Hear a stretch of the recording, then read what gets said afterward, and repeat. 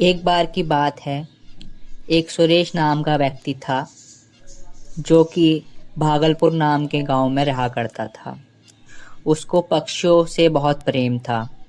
उसके पास विभिन्न विभिन्न प्रकार के पक्षी थे। उसके पक्षी बहुत ही सुंदर और अद्भुत थे। सुरेश हर वक्त अपने पक्षियों की देखभाल में ही लगा रहता था। सुरेश के एक दिन अचानक सभी पक्षी मर जाते हैं।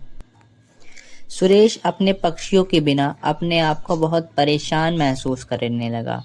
वह अपने पक्षियों के बिना अपने आप को अधूरा अधूरा महसूस करने लगा। सुरेश को अपने पक्षियों की बहुत याद आती थी। वह दिन के हर वक्त किसी सुनसान जगह पर बैठकर अपने पक्षियों को याद करता था। सुरेश अपने पक्षियों के बिना बहुत परेशान रहता था। सुरेश ने एक दिन इस परेशानी से बाहर निकलने के लिए एक तरकीब निकाली। सुरेश ने सोचा, क्यों ना अपने घर कुछ नए पक्षी लाए जाएं। सुरेश ने इसी के साथ अपने घर कुछ नए पक्षी लाने की ठानी।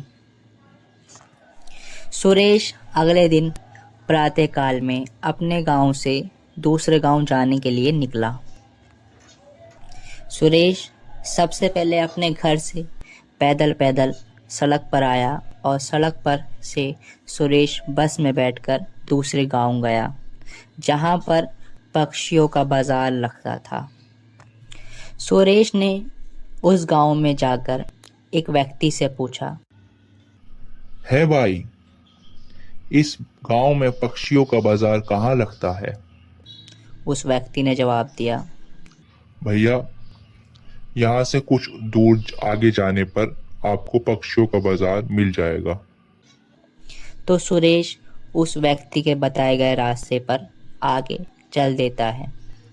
सुरेश कुछ समय के बाद उस स्थान पर पहुंच जाता है जहां पर पक्षियों का बाजार लगता है। सुरेश ने पक्षियों के बाजार में प्रवेश करा। सुरेश पक्षियों के बाजार में प्रवेश करते ही पक्षियों को देखने लगा। सुरेश बाजार में बहुत घूमा और उसने बहुत से अद्भुत पक्षियों को देखा। काफ़ी पक्षी उसके मन में भी आए। सुरेश पक्षियों के बाजार में काफ़ी देर घूमने के बाद उसने एक तीतर वाले को देखा।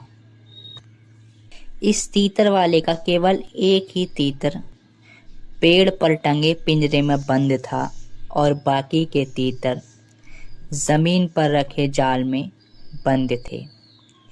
सुरेश ने दूर खड़े होकर तीतर वाले के तीतरों को देखा और जब सुरेश के मन को तीतर भाने लगे तो सुरेश तीतर वाले के पास गया और उसके ज़मीन पर रखे जाल में तीतरों को देखने लगा।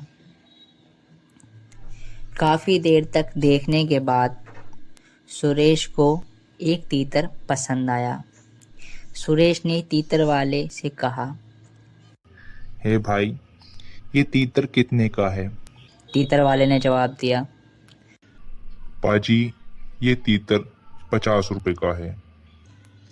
सुरेश ने इस तीतर के 50 रुपये देकर इस तीतर को खरीद लिया।